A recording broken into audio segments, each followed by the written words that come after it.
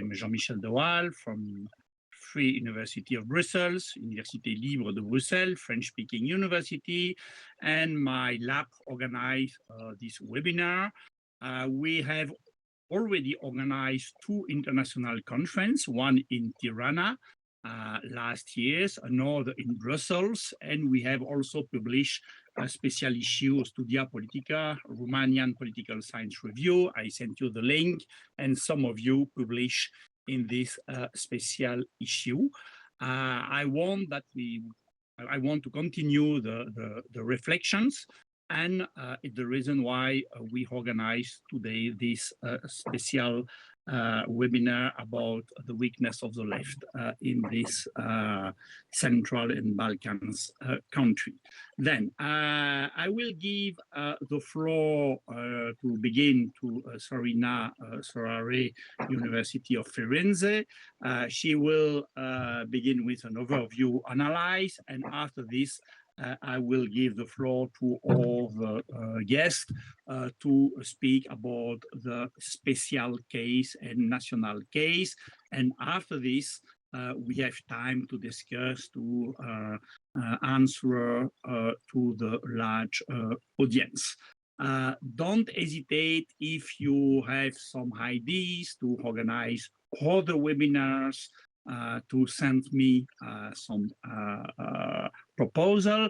And finally, I repeat, we will record this webinar. It will be on YouTube channel tomorrow or after tomorrow, and I will send you also the link. It can be interested for NGO, for militant, but also for students and for researchers. Then thank you very much for all the audience. Thank you very much for our different guests. It's a real pleasure to invite you to this webinar. And Sorina, you have the floor. Hello, and thank you, Jean-Michel, and allow me please to start by thanking all the organizers for this webinar. It is such a pleasure to see among the audience dear friends and also esteemed colleagues. And I have been asked, as Jean-Michel has said, to introduce a little bit the topic and to provide a general overview of this topic, which has been intensively debated in the literature and in public debate, the crisis of the political left. However, before starting and to dig a little bit into the concept, I also have been asked to be quite quick, so please allow me to start my timer. I would say that it's impossible to discuss about this topic without recalling the broader setting, and in particular the crisis of the liberal democracy as we know it, a crisis which comes from within, in particular with regard to this increasingly pervasive counter-hegemonic narratives and polarization in general, but is also challenged from outside in a context of increased geopolitical tensions and even war. And last but not least, it is challenged in economic terms with regard to the sustainability of the traditional welfare and fiscal models we discussed about housing at the beginning, I mean, informally at the beginning of the webinar. So why this is relevant? Because in the end, this is the context in which I would say that the critical moment of this crisis can be placed, historically speaking, in around the Great Recession in 2007, 2008, a Great Recession that represented a major stress for all European party systems. And together with some colleagues I see connected with us, also Mattia Colini from Charles University, we have been working on this topic for a while. Well, the Great Recession has indeed had a huge impact, in particular on the left parties, although not in evenly, I may say, because if on the one side, for instance, the German SPD has obtained a historically low electoral result over the last decade, on the other side, we have seen some successful stories, like in the case of the Spanish Spanish Socialist Party. However, when it comes to Central and Eastern Europe, the story, I would say, is not only uneven, but I would say is definitely more pessimistic and existential, in the sense that in Czech Republic, in Hungarian, Slovakia, or in Poland, the left parties are struggling to exist, to survive, not to be in parliament. And I would say that this is something that somehow looks like an irreversible collapse. If one looks, and we have with us a specialist of the Bulgarian case like Anthony, I mean, but in Bulgaria, the Bulgarian Socialist Party has been a dominant party for so many years, and now is the fifth or even the sixth party in the election. So it definitely shows that it's something wrong, or something definitely happening in the region to be more neutral with the topic. Even in Romania, which was regularly quoted and as one of the cases in which the Social Democratic Party, with all the nuances and that should be mentioned with regard to the Social Democratic Party in Romania, well, it faces increased pressure from the radical right in particular, on the same traditional electoral basis that granted the Socialist Party a success for a stable electoral success for over 3 decades. So how can this decline can be explained? And I try to synthesize a little bit different pieces of the literature and put them in chronological order in order to identify, I would say, 5 main interrelated explanations. And the first one has to do with the enlargement and with what Vachudova and colleagues have called the enlargement magnet, in the sense that starting with the end of the 90s, beginning of 2000, the EU accession somehow altered the competition, in the sense that successor left parties were made to not only to adopt the principle of the market economy, but they were also somehow forced to implement privatization and economically liberalized political agenda, in the sense that they found themselves constrained by a narrowed space of political competition on the left side of the political spectrum, in the sense that the left across the region was not defending the welfare state. On the contrary, managed is the dismantlement and the retrenchment of the welfare state across the region. The second element that I think is quite relevant in the literature is a failure of the symbolic and descriptive representation across the region. And I think it makes sense to start from the fact that while in the left, the left parties can still refer to deep historical roots and symbols, when it comes to Eastern Europe, talking about solidarity, of state intervention, these are topics that are strongly delegitimized by the Communist Party. And I would say that what we still see in Eastern Europe is the absence of a positive definition of left parties, in particular with regard to the former communist parties. And this can be seen also connected with, I would say, an intellectual milieu which was dominated from the beginning by liberal and conservative currents, which discarded or treated leftist idea not only as mistakes, as I remember in my when I was a student in the 90s, in my courses on the history of philosophy, but also as morally suspect. So talking about the left was morally suspect in the intellectual milieu. And to add, I think this is also equally important. I have behind me a poster connected with the Socialist Party, and I think it makes sense to say that we never had in Eastern Europe something that can be linked to a descriptive form of representation, in the sense that, those parties that preached somehow forms of equality were living, nevertheless, from the very beginning, a privileged life, and they used expensive cars, tailored suits. So it was very difficult to identify with them, with these people as representing a left culture. And this brings me to the third element, and I still have 3 minutes. I'll try to be as synthetic as possible, which is connected to the absence of a left culture and, more in general, vulnerabilities from an organizational point of view. The left organization across the region in terms of party politics collapsed more or less in the 2000s.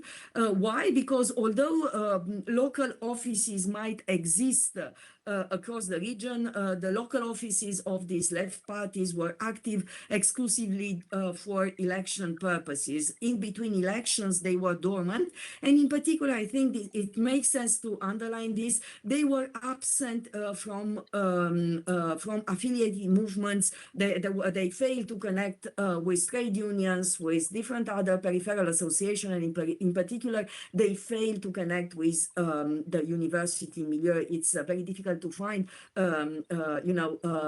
left-leaning intellectuals in universities across Eastern Europe. And since I come from Italy, I thought that it was nice to recall Nanni Monetti, a famous director, movie director you might all know, that appealed in the 90s to D'Alema, saying, D'Alema, please say something left-wing. And I would say that we can definitely say that we are still waiting for left parties to do and to say something left-wing in Eastern Europe.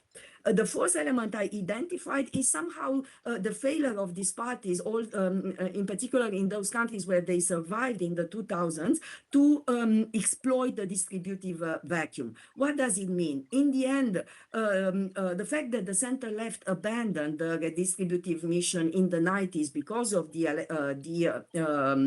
enlargement magnet created a fertile ground for challengers to exploit, to colonize, and to occupy these traditional bases, in particular in rural and peri-urban areas. And movements like Fidesz and PiS not only did not reject the welfare, but they redefined the welfare in a conservative national Christian identity frame. This is interesting, and I invite in general students to look also in the way that illiberal democracy is defined by Viktor Orban in the very famous discourse in 2014. It is not only about values, it is about a strong critical position on the European Union and the way the European Union and traditional mainstream party dealt with the Great Recession and the crisis, preferring to save banks instead of families and local, in particular, local families. And then it is I would say, the last element that I thought is the asymmetric impact of the Great Recession, in the sense that voters that once relied on socialist parties, in particular in the 90s, to buffer them against the process of liberalization that was implemented in the early 90s, were completely abandoned to parties that enforced austerity measures across the region. The socialists across the region became defenders of the austerity measures. So in the end, it was easier for them to feel protected by other parties. So my question, and my final question that I would like to launch for the discussion is it possible for these parties that exist for the most part in parliaments and in institutions, is it still possible for them to reinvent themselves as credible radical defenders of redistribution, overcoming not only historical burden but also organizational weaknesses, and in particular what I think it's even more important, a symbolic delegitimation, or they will remain just casualties of the post-crisis political order? I do not have an answer, but I think the situation is quite pessimistic. Thank you. I have been a little bit longer than expected. Please excuse me. Okay, thank you very much, Sorina. I give the floor to Bartosz. Bartosz, you can present yourself. Okay, hello. Good evening, everybody. My name is Bartosz Rydliński. I'm assistant professor at Cardinal Stefan Wyszyński University in Warsaw. I analyze weakness and strength, mostly weakness of social democracy. And of course, like comparing Poland to other countries from the Visegrad 4, Poland can be seen as a red ocean, like in comparing to Czech Republic, where social democrats didn't manage to enter the parliament second time in a row, comparing to the Hungarian Socialistic Party, which is around 1% of popularity, and Smer becoming the far right, being kicked out from PS. So comparing to those three case studies, Polish New Left remain as a very strong social democracy, but of course this is not true. Not true. Why? Because New Left in Poland 2 years ago became the junior partner of the neoliberal civic coalition with the Prime Minister Donald Tusk. New Left, Nowa Lewica, got 8.5% in the parliamentary elections. In European elections, got the worst results in history, having 6% of popularity. So, of course, there's the question, what went wrong with the social democracy in Central and Eastern Europe? And I would focus on Visegrad countries. So we can say that center-left in Central Europe wrongly choose political strategies between liberalism and anti-liberalism.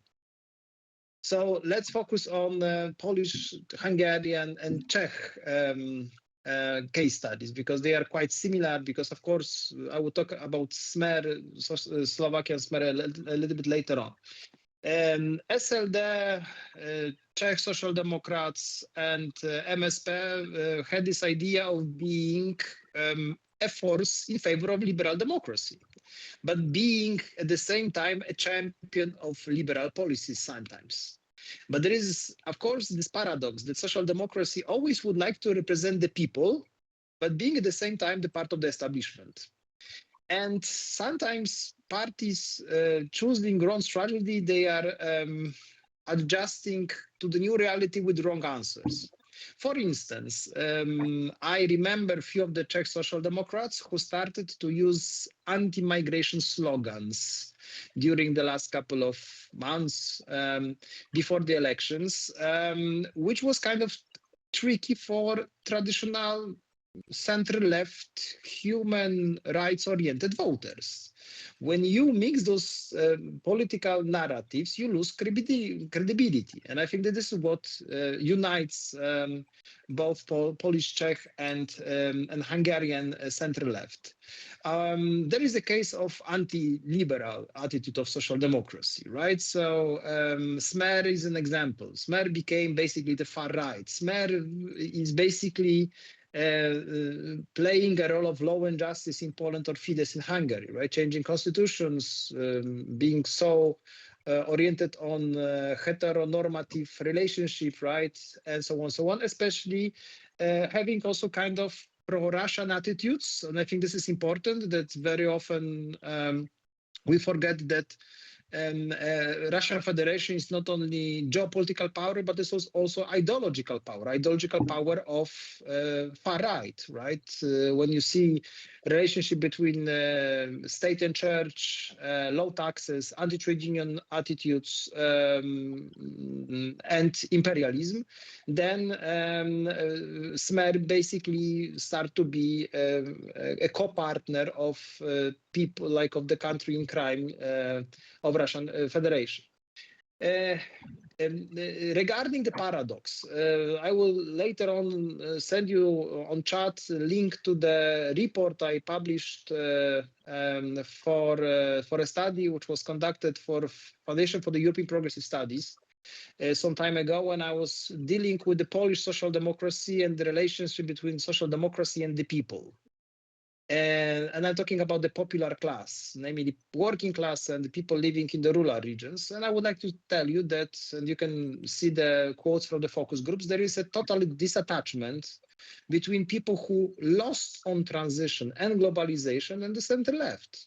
because center-left, for obvious reasons, is in favor of human rights. But because of having enormously weak institutions around the party, no media, no think tanks, like weak university culture, like weaker trade unions, like the center-left does not have basically what the Gramsci would say cultural hegemony, right? So there is no echo chamber what left is saying about human rights. And because of that, social democratic agenda based on LGBTQ rights, on women's rights, is basically seen by people from the small towns and villages as basically foreign force trying to destroy the Polish culture.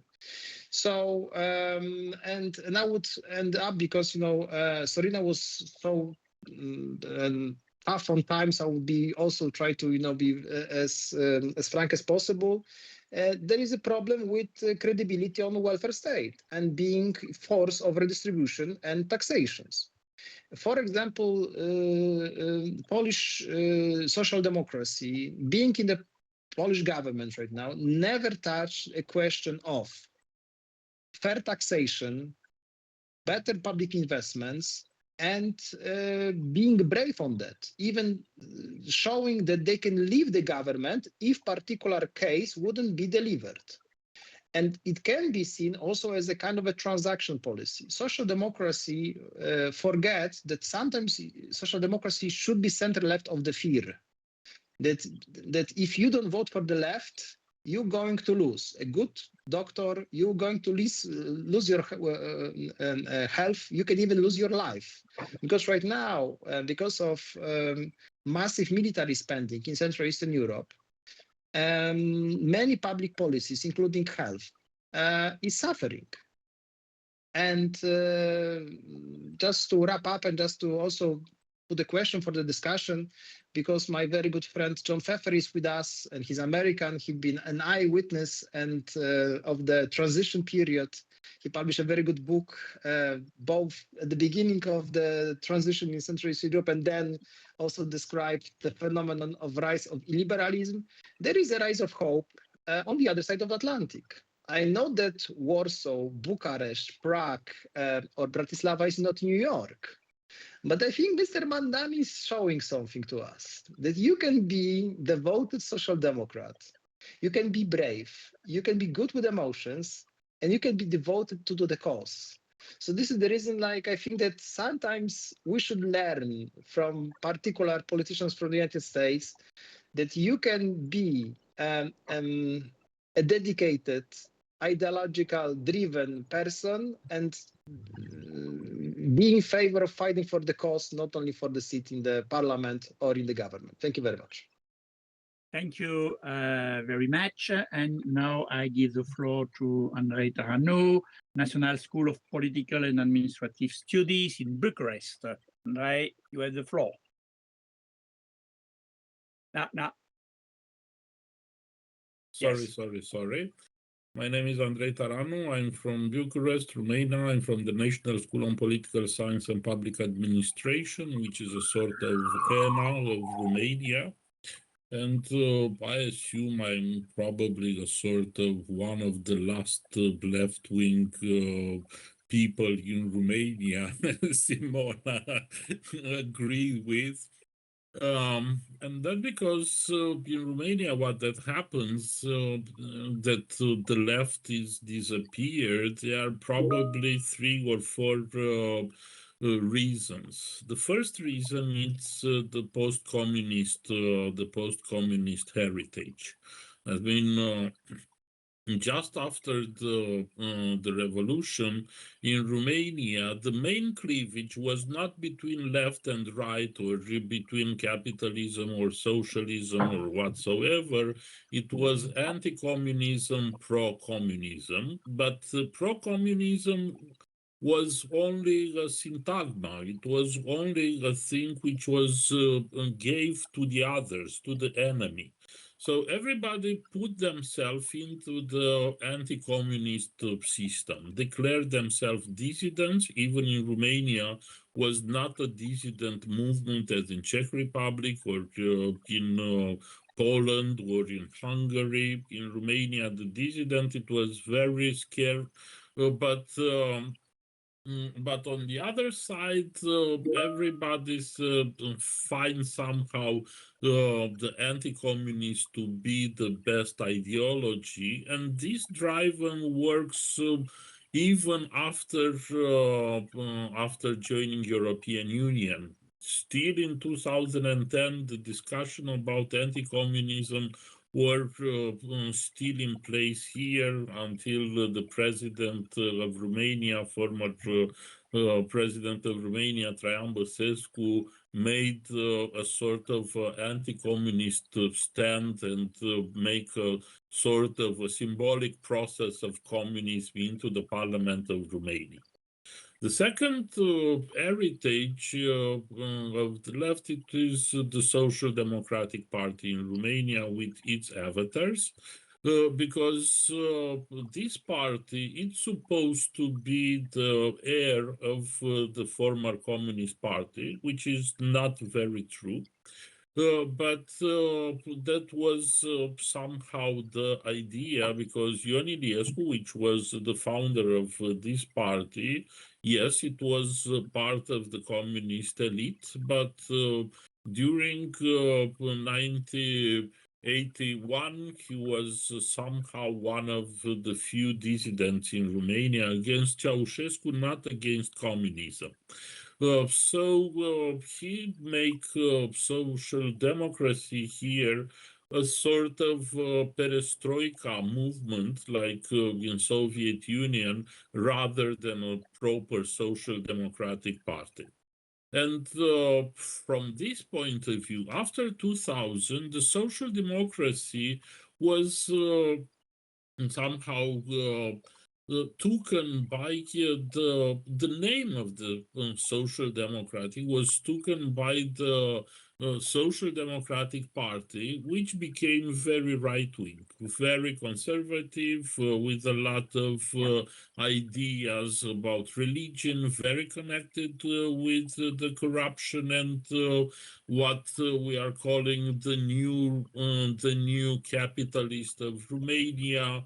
He was one of the parties between 2000 and 2004 who made the biggest privatization of biggest and important companies of Romania, like Petrom, which own the state oil and gases on the of Romania, not only on the onshore but also offshore on the Black Sea.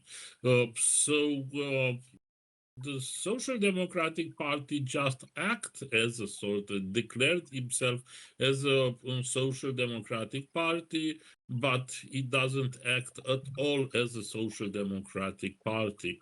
And what happens, it is that finally he declared himself a sort, if you see here, he abandoned its own electorate. If you are looking here, I hope you see, 61.3% of the Romanian citizens ask for the state to intervene more into the economy. Then that happens in September 2025. That means it's not many years ago. It's only 1 month ago. And if you are looking, those people are not represented by anybody here in Romania. That those people are asking for be more intervention of state. The Social Democratic electorate, the Liberal electorate, the Save Romania Union electorate, and our, which is a right-wing radical party. But even here, the minority of the pro-capitalism, it's only 37. And if you are looking our electorate, it's the most radical pro-market than pro-state. So the social democracy, the intervention of state into the economy, it's not an issue for the political parties in Romania, even as you see once again, 61% of the voters are in favor intervention of state.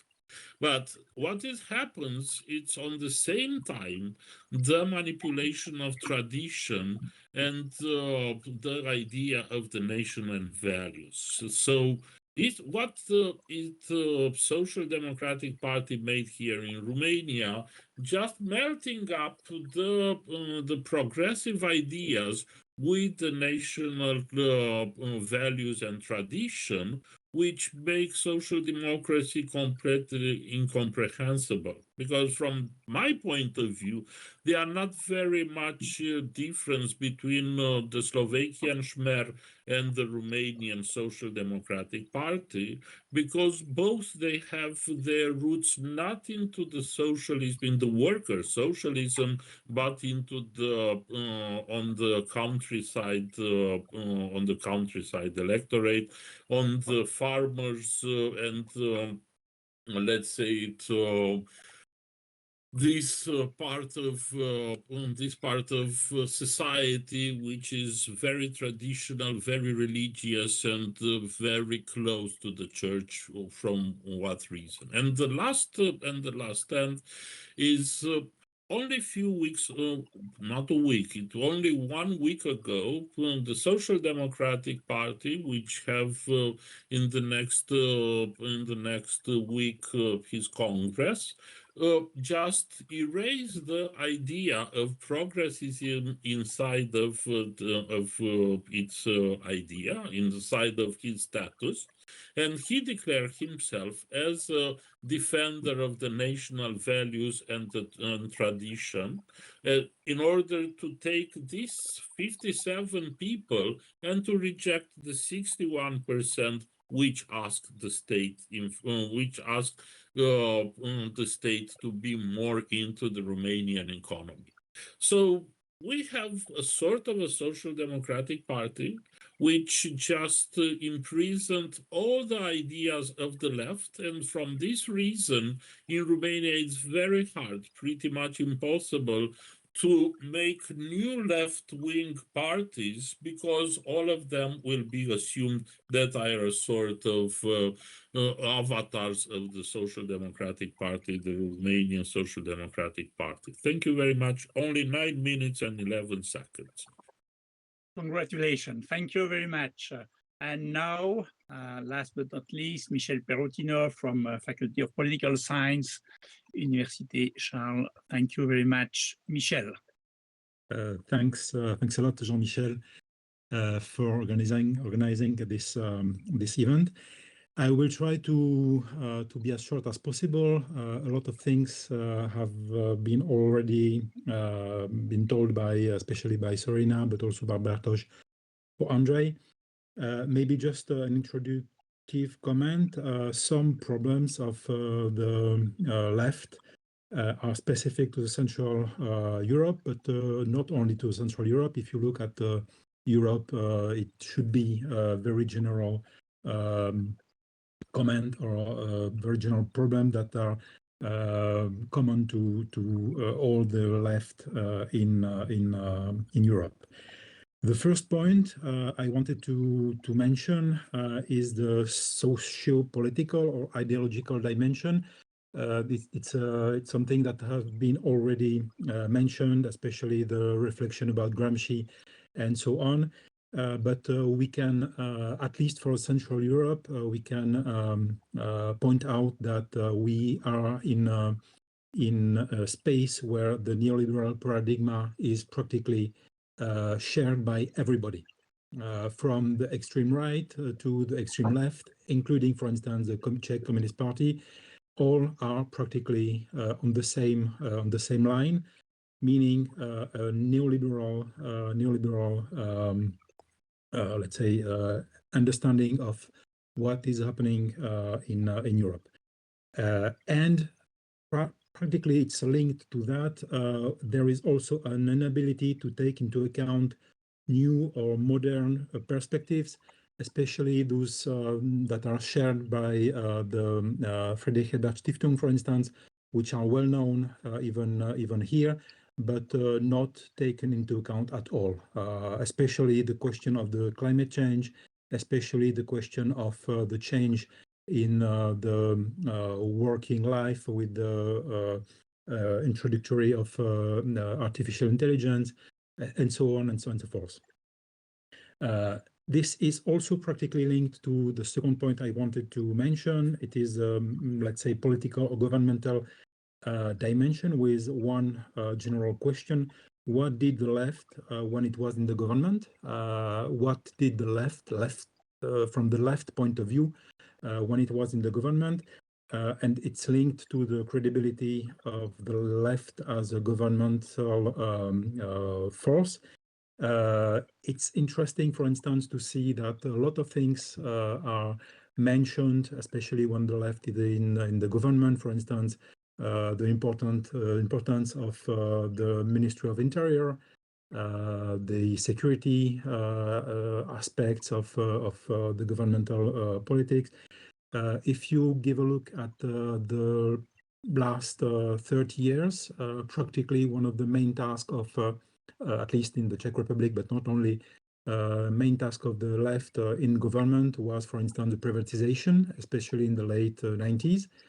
And this means that to finish what have been started by the right-wing government.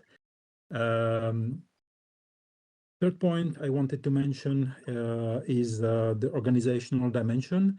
It was not fully mentioned as one possible problem, but de facto we speak about leftist parties. By the way, the question should be also what means left, but I put this question aside.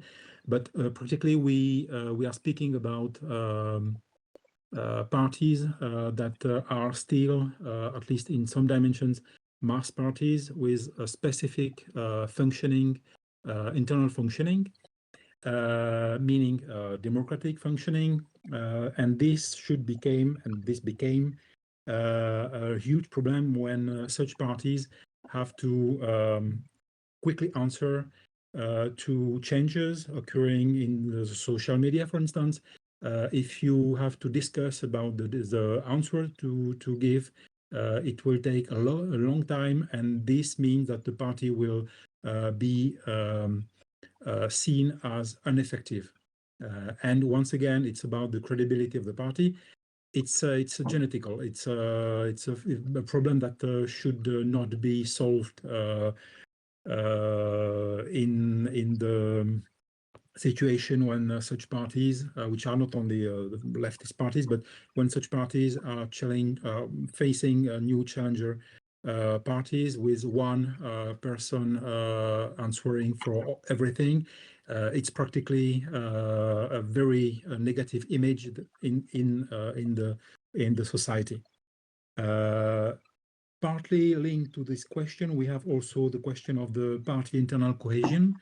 The question that should be also answered, for instance, why people enter this party, why they are leaving this party, to what extent they share the values of the party, they share the identity of the party, which are the values they share. Once again, it came back to the question we have already heard, and especially what is the meaning of the left.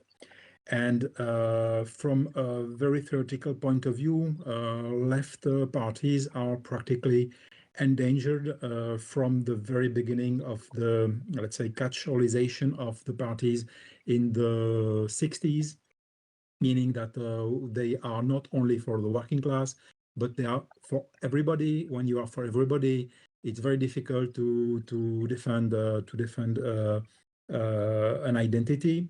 And the cartelization of the parties in the 90s is maybe the biggest problem, as we have practically the predominance of the party in public office, meaning the representatives of the party, those who brings to the party the money. And when they are leading the party, totally disconnected from the membership, it should be also one of the biggest problems of the left, but not only of the left, and not only of the left in the Central Europe. Thank you. Okay, thank you very much. I don't know if one of our guests want to discuss an arguments from another presentation. If not, yes, Sorina. Thank you very much for all your insights, and I think there is a lot of coherence between our interpretations, some more general, some more specific. I was wondering what, and this came into my mind a little bit at the end of Michel's presentation, is what do you think, or what should we think about the failure of the European Socialist Party and in general the level of socialization of these parties within the European Parliament? Because this was seen, at least in the 90s, if I take into consideration, for instance, Freedom's very, very beautiful pieces on the role of the German parties, German Foundation, European groups in socializing these parties in European values. But I wonder if in the end what we have in the European Parliament is also a lack of, I would say, control and also a capacity to monitor these parties in order to behave more socially in a social democratic manner. What do you think? Bartosz? I would like to add to what Sorina said, and I think this is my critical remarks regarding political culture of social democracy in Europe as a whole. We have Secretary General of FEPS last London, so he is the Secretary General of the PS affiliated think tank. But I think that there is a question, or like there's a huge challenge and a problem with intra-democracy of the movement. That I have heard a story about Agenda 2010 and Friedrich Ebert Stiftung and Gerhard Schröder behavior. The story was the following. I heard from the people from Friedrich Ebert Foundation, the political foundation of the German social democracy, that Friedrich Ebert Stiftung heavily opposed the neoliberal agenda of the labor market. That they published plenty of reports. Many of experts and important people at FES criticized Gerhard Schröder publicly. That this is no way for social democracy. That the German social democrats cannot do that. There was a big gathering in the Hiroshima Strasse in the headquarters. Gerhard Schröder entered the room and left with the flying records because he was so charismatic. He forced, maybe he even challenged, maybe he even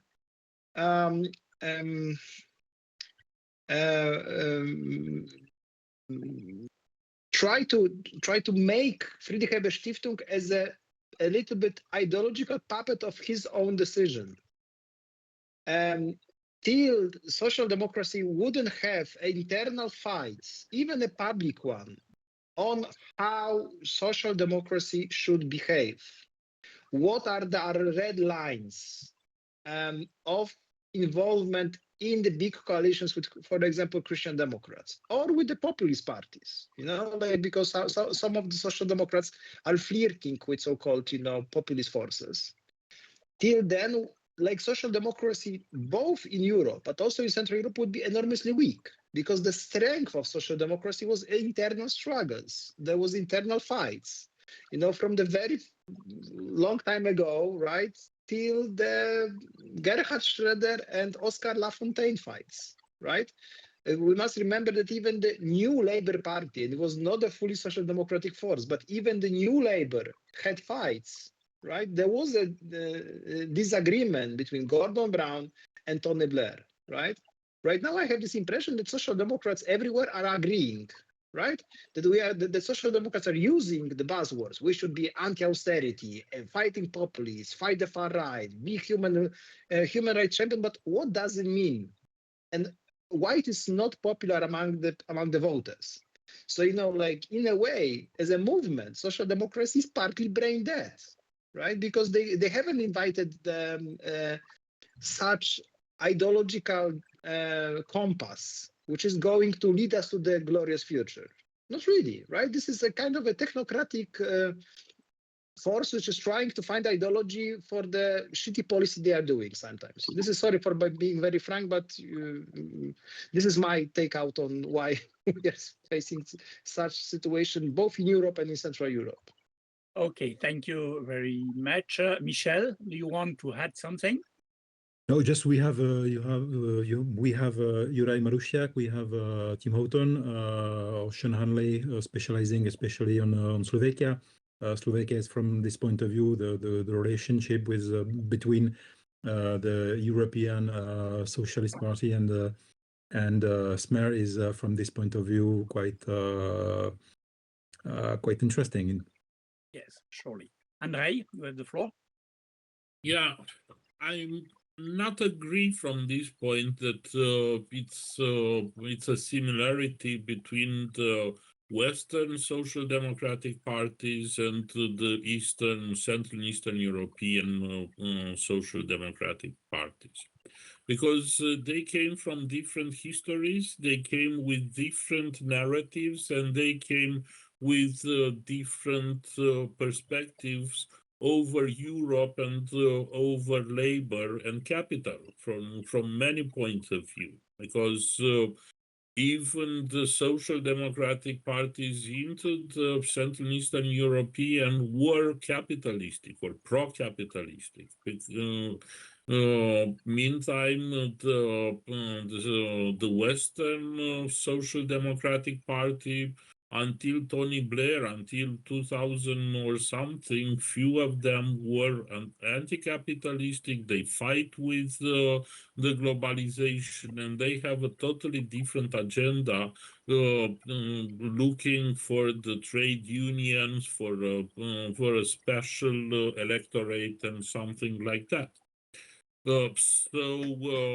They share probably only the names, but they didn't share the values, they didn't share the same politics, and in a lot of meaning, they didn't share pretty much nothing in terms of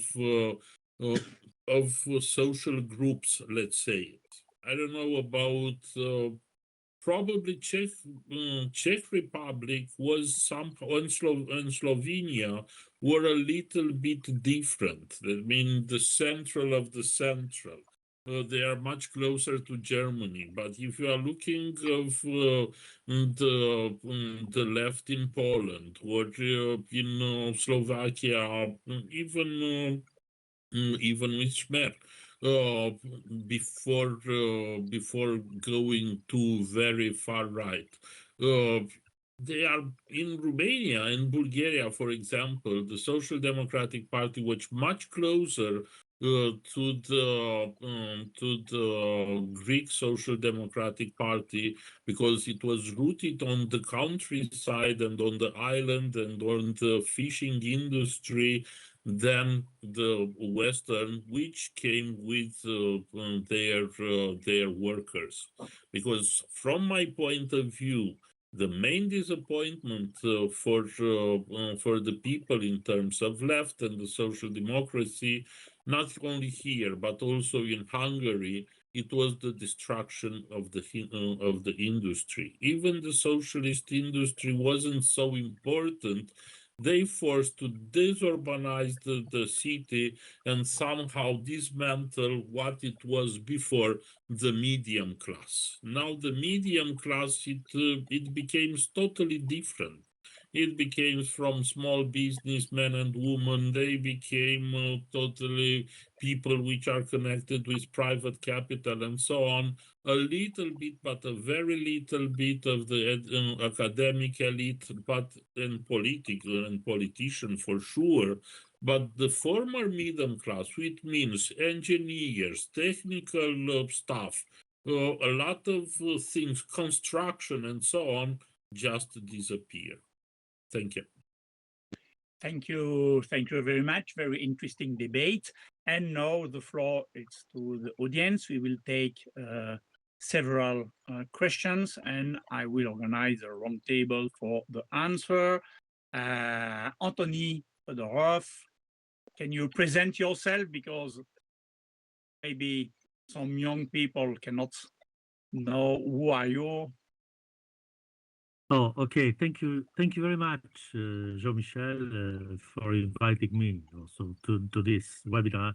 So I'm political scientist, nobody perfect, you know. I taught a lot of years at the new Bulgarian University in Sofia, and I had a lot of cooperation with the University of Jean-Michel and other universities in Europe, but also in Central Eastern Europe, and especially, I guess, in Romania, Sorina. Yes, just for my short presentation, but I'd like just to say that, first of all, I agree with Sorina, with her explanation of the failure of the socialist and social democratic left, because we have to make this point. The left Democrat, socialist, socials. Speaking about other countries like USA, for instance, so there are a kind of left, it's liberal left, not socialist left. Okay, but in my mind, in Bulgaria, the socialist left had the same, let's say, reasons for this tremendous, I can say, failure, because 10 years ago, or during these last 10 years, the Socialist Party has been abandoned by 80% of its previous voters. 80%. So it's a catastrophe. It's a political catastrophe.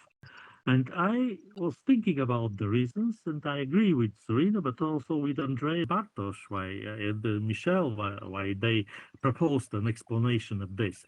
Of course, the communist past. Of course, the fact that most of these people of the Bulgarian Socialist Party came from the circles of the ruling Communist Party, which was quite different from the Communist parties in the Western countries, of course.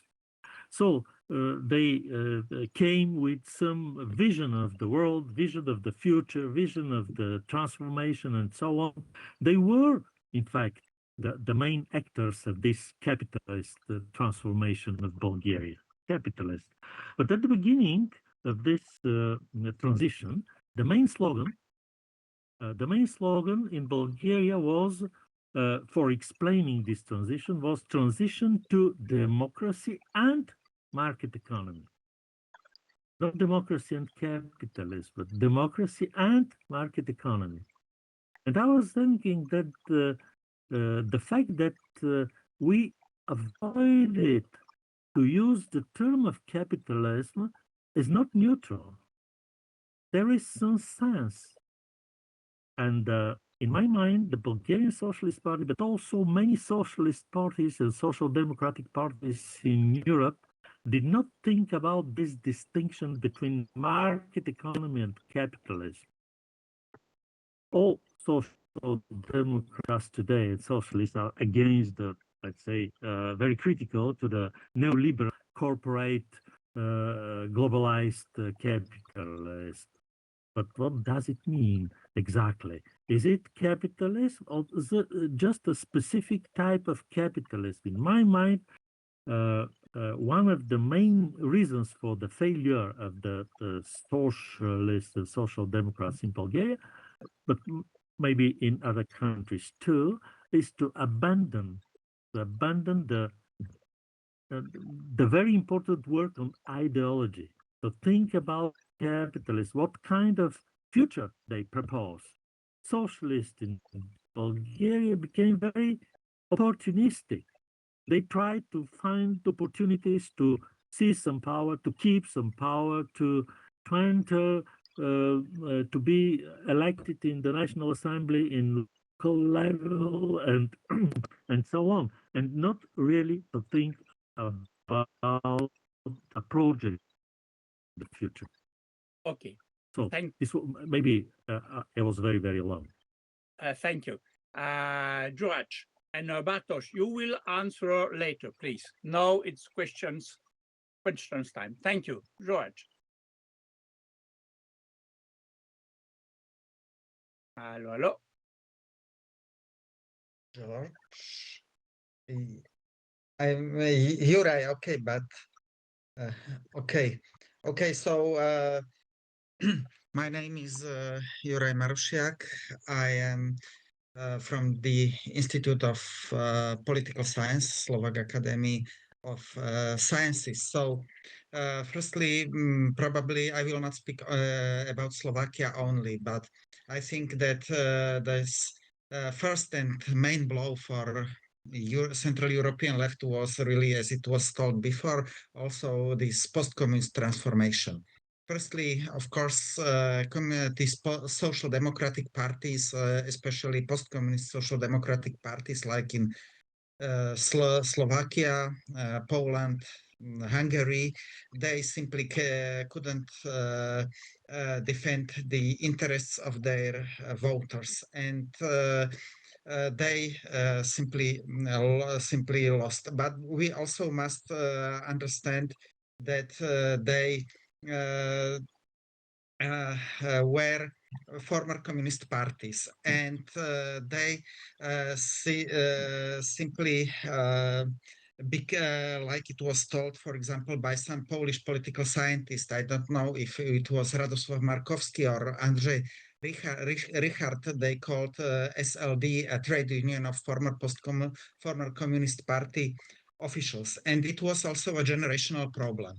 And so it has happened that in 2002, when finally disappeared Slovak post-communist center-left party, till 2010, the day of de facto disappearance of Hungarian left, that these parties had the enormous organizational capacities.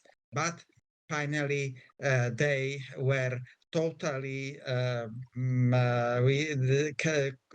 they ran idle, so they were absolutely important, absolutely not in capacity to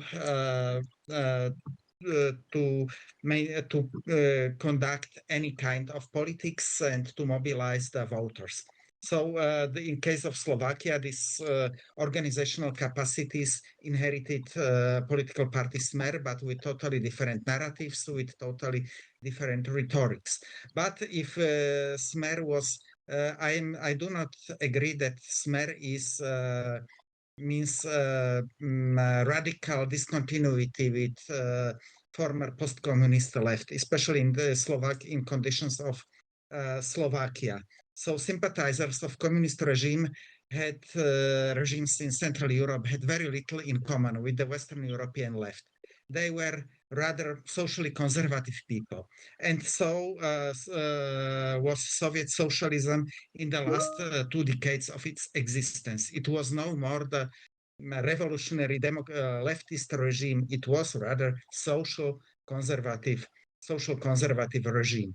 And these post-communist parties simply were unable to attract younger voters, and they became simply the political clubs of pensioners. And the their new generations of they simply were also socially conservative, but they already voted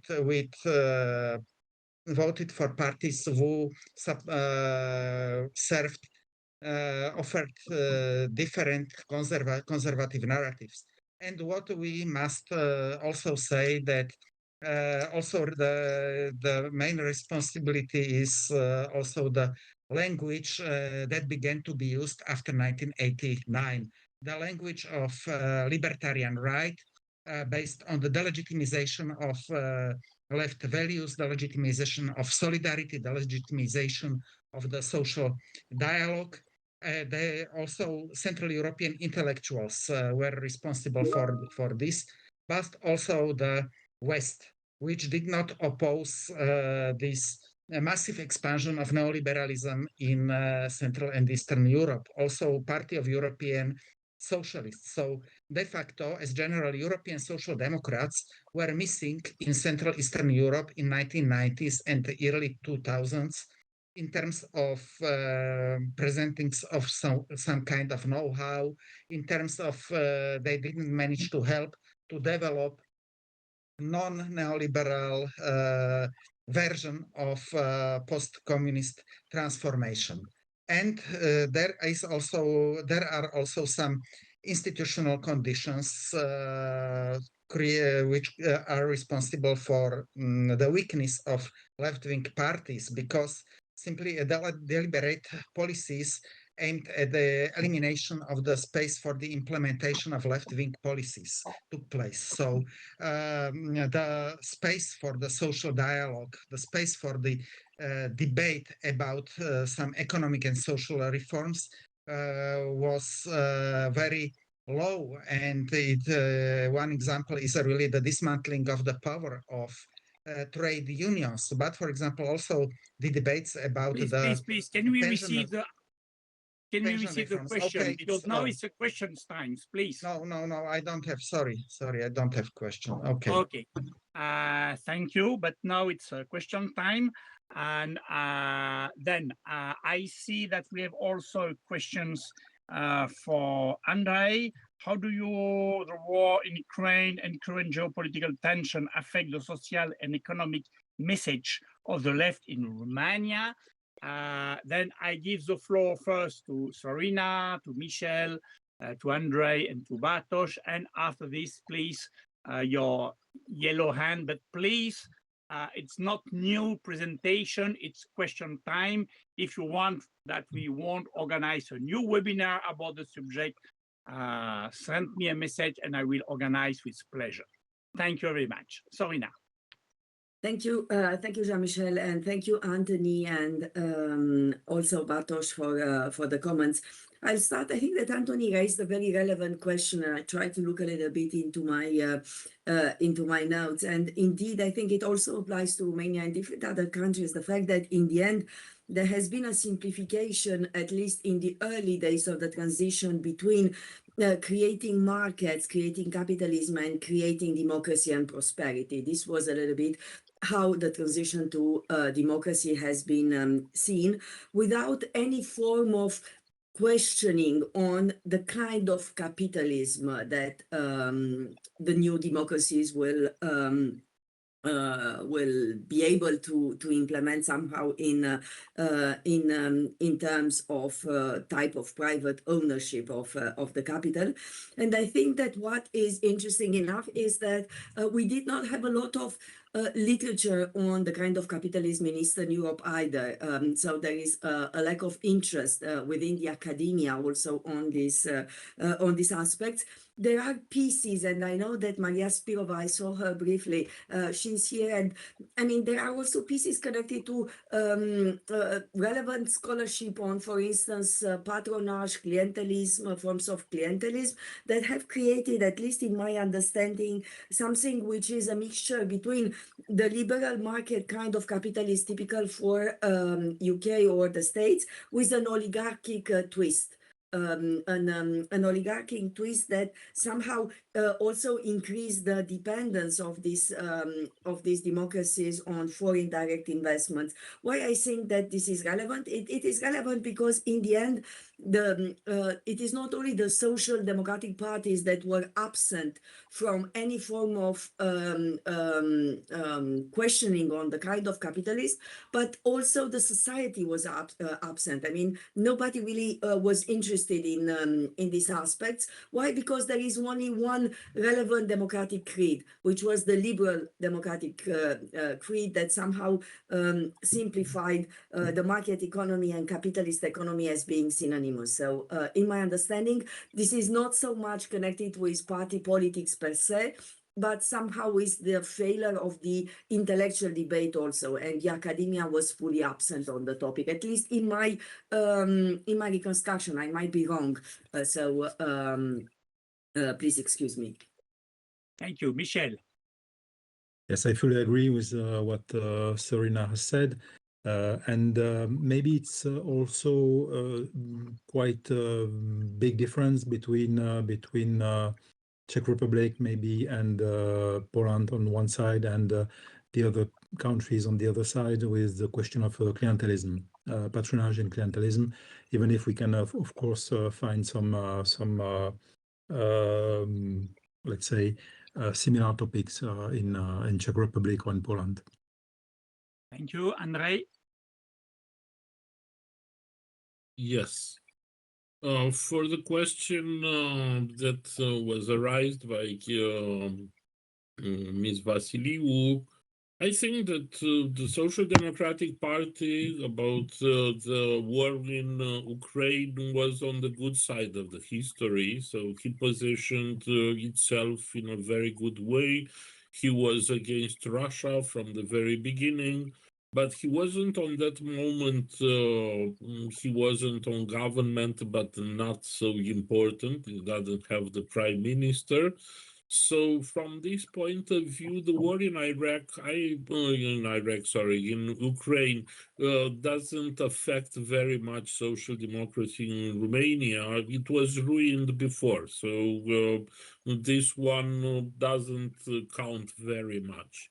But about what Sorina said, I think that maybe in Central and Eastern Europe, I don't know very much in Czech Republic, but in Hungary, Romania, and Bulgaria, but also in other little Central and Eastern Europe, mainly the Baltic states or in Moldavia, the intellectuals and the academia probably never stand with the social democracy. I mean, which is totally on reverse. I mean, in the Western European, the intellectuals were standing for the left wing, standing for the human rights. They make a lot of pressure for human rights, which was not the case here. And once again, we saw so many times when the intellectuals in Romania defend more the liberal, ultra-liberal and capitalistic state against any human rights, or they were for privatization of something, but never for the involvement of state into anything in society. Thank you very much. Thank you. Bartosz. Okay, I will try to be a little bit provocative because I have heard a lot of things about the communistic past. I was an inhabitant of two countries. So I lived 4 years in the communistic reality, and I remember the mass inflation, lack of meat, and so on. I remember that the end of communism was absolutely awful. But majority of my adult life, I lived in the neoliberal Third Polish Republic. And I don't know. And so I was witnessing Poland as majority of the countries, of all the countries of Central Eastern Europe, as a laboratory of big ideologies. On the one hand, communism; on the other hand, neoliberalism.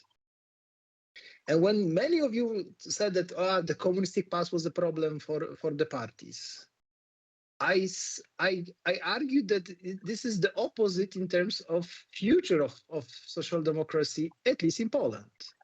Because when I'm going to explain or like tell you the story about the country that once been in my home country, the country which built millions of social flats for working class, for intelligentsia, the country which introduced the free higher education, which was privatized before war. There was a country where there was the dentist at schools, and every single child in Poland have a dentist support. There was a mass urbanization, which basically ended the cultural feudalism of pre-war Poland. There was an access to culture. Millions of people from rural regions, peasants, workers, been obliged to go to theater and the cinema. right? And last but not least, the country which was enormously poor and still resurrected country after the Second World War. And this country was Polish People's Republic. And of course, it was the country that destroyed human rights. It was a totalitarian and later on authoritarian state. But in terms of social economic achievement of communistic Poland, there is no single economist or scholar, the sociologist who would argue that there was not a big advantage of the communistic countries. And why I'm saying that? Because when we are trying to talk about the welfare state, the only welfare state my country fellows experience was the experience of non-democratic welfare state of communistic Poland. And even though those reforms, which were enormously brutal very often, gave the possibility or gave the layer of the current success and the high GDP growth of Poland, right?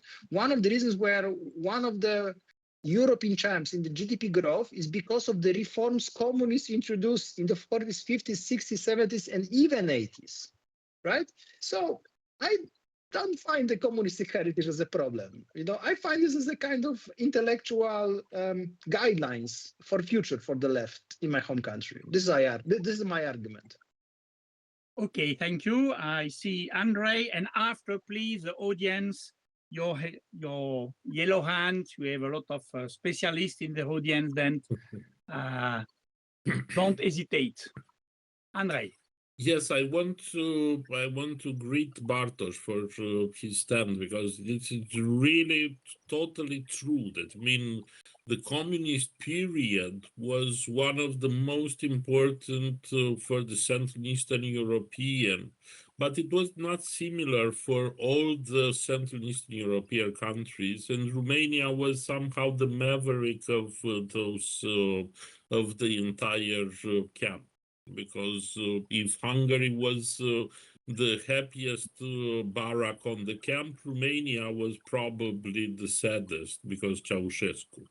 So yes, communism gave a lot of things, and mainly here in Romania, the social elevators works very good during the 50s, 60s, 70s, even on the very beginning of the 80s. A lot of people from the countryside succeeded to go into the urban spaces, going to academia, had health insurance, going to school, and so on. So that was a very good thing for the Romanian people, which before the war it was 78% illiterate. I mean, we have to underline that we took a people which was pretty much like in Somalia and bring it somehow in 89 into the Europe.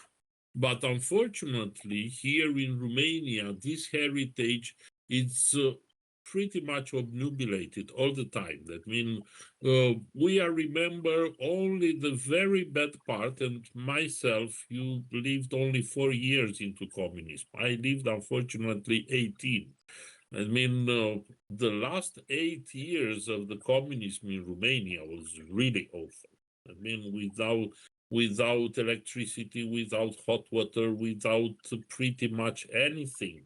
It was really terrible. We were in North Korea, in the Central and Eastern Europe. Sorina, which is much younger than me, even so, she remembers something like that. So yes, communism had the good stuff, but it's very hard to remember the good things if you are even on my age. Thank you. Thank you. We wait new questions. Patrick?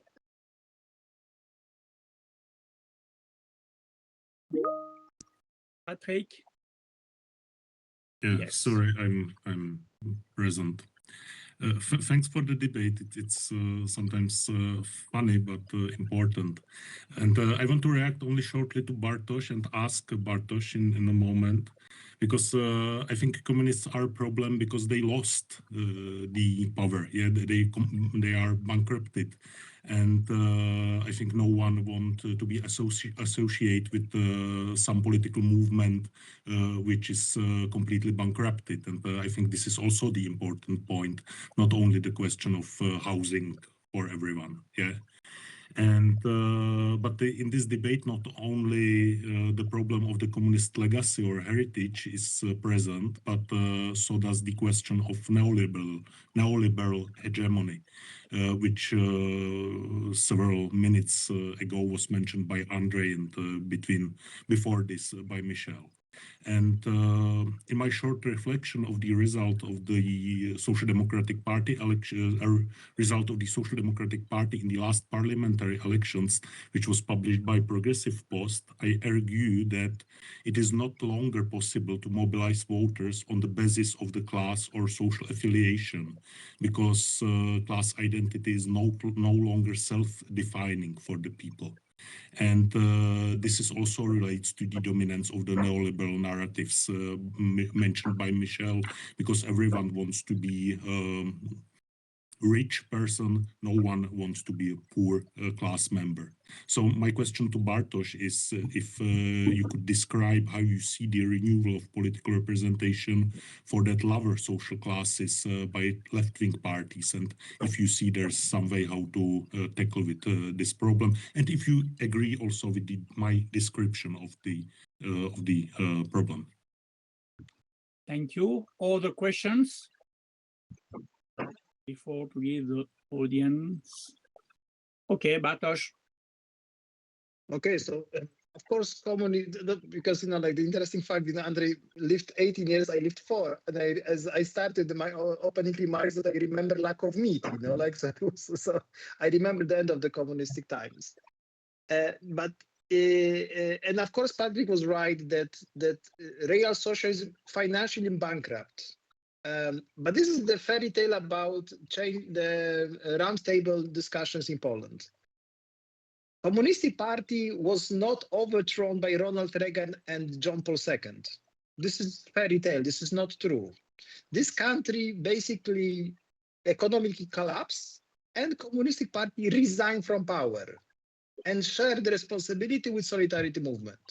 So in terms of bankruptcy, yeah, so I think that there was more parties involved in the situation, also geopolitically. But I also remember the 90s in Poland. I remember mafia. I remember bombs exploding in my hometown. I remember people losing jobs. I remember my colleagues from the secondary school, who majority of them went to Great Britain only because to find a job. Right? I remember 20% of unemployment. I remember low wages. I remember awful times of the real capitalism introduced in Poland. I remember my dad losing his job. Right? So I also remember those things. And yeah, I remember Big Macs, but not everybody could afford it. And still many of people, especially young people, especially my students being here in the room, cannot afford the flats because they are enormously privatized luxury good. So I'm not praising communistic times. It was authoritarian regime which was killing priests even during the roundtable talks. And I would like to say openly, because also this is going to be published, I will be very frank with you.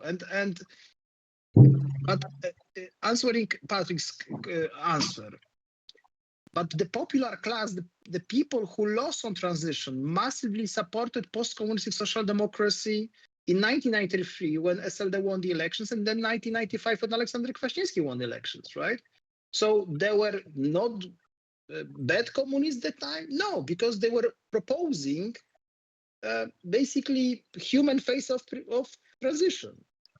Grzegorz Kołotko, the Minister of Finance of SLD government, stopped mass privatization. This is one of the reasons we don't have oligarchs in Poland, and they are oligarchs in Czech Republic, and they are oligarchs in Estonia and in Ukraine, right? Because Grzegorz Kołotko stopped that, and he's a Keynesian, right? And he was a Keynesian, what was not sexy whatsoever. And so I think that regaining trust of popular class will be enormously difficult. I think that right now we are living in different society, that basically the future of the Polish social democracy to survive, to be the most progressive, devoted part of the liberal circus. When you see the electoral base, and a surplus of the electoral base are women well educated from the big cities, but you wouldn't regain their trust or keep their trust when in this government nothing can change on abortion rights, nothing, period, right? So if the social democracy, if the new left, if Włodzimierz Czarzasty and his party is not ready to even threat Donald Tusk to leave this government without attempt of changing this law, so I wouldn't cry if they're going to repeat the Czech scenario. They would deserve it. Okay, thank you very much. Maybe a last comment for each guest. Maybe I will begin. Anna. Anna, you have the floor. Hi. Thank you, everyone, for everything. I dare to ask a question to Mr. Țăranu because I'm a Romanian, so I'm very much concerned about the realities in my own country. So, because the topic of this evening is, the weaknesses of the left wing in our countries, I'm wondering, given the fact that the PSD, the Social Democratic Party, has won both the general as well as the local elections in Romania in 2024, and actually I know that they have they won more mayoral seats than all other parties combined. Can we talk about the weakness of social democracy in Romania, and if not at the polls, where is the strength of an ideology tested? Thank you. Oh, yeah, it's a very interesting question being Romanian, because the problem is the mayor and the city council, which were elected from part of the Social Democratic Party, were not so very much social democrats. If you are looking, the mayor of Botoșani, for example, is the owner of a football team. So, and this football team, it happens that this year, it's just on the front of the Romanian league. So you can imagine that he gained vote, even he is going to be to our or to USR or whatever, because he is elected not because he is a social democrat guy, but because he is a football owner. And that happens to a lot of other mayor or city councillors or president of the